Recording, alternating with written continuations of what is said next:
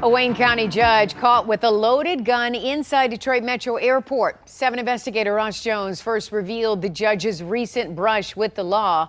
And tonight he has more on what she told police that day that was not true and how she could be facing yet another charge soon. This is not something to be embarrassed about, I don't believe. It's a mistake that occurred.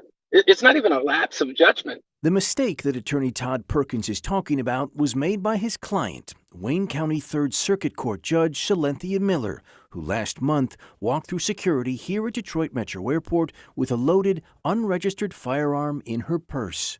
The Smith & Wesson .380 pistol was not artfully concealed, according to the police report, and there was a round of ammunition chambered. The gun, the judge admitted, was not registered. Her attorney says she has a valid CPL. It wouldn't be a big deal if it all played out quickly, honestly, and efficiently in my mind. Tom Berry is a retired Detroit police lieutenant who says legal firearm owners accidentally bringing their firearms to the airport does happen from time to time, but it's unusual that a judge familiar with the laws of the state would be caught doing so. I mean, this is a judge. They hold a lot of power. They hold a lot more power than a police officer. The judge told an airport authority police officer that she obtained the gun from her brother, who she said lives in Ohio. But her attorney now admits that wasn't true.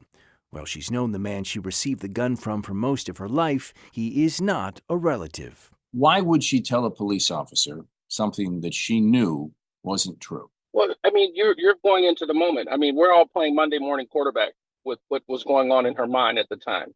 But she's the judge. At the same time, she's a human being. She's a woman who's dealing with some very serious issues with her family. She's in a rush going to the airport. While Judge Miller admitted, according to police, that the gun was not registered, she has not been charged over that. Instead, she's currently facing a misdemeanor charge of a checkpoint violation, which carries up to 90 days in jail. But after we first reported about the judge's legal matters last month, the airport authority police issued a second warrant request over the gun not being registered. What's not clear tonight is the severity of the charge being pursued. The judge's lawyer says it's a civil infraction, but the Wayne County Prosecutor's Office says the police are pursuing another misdemeanor.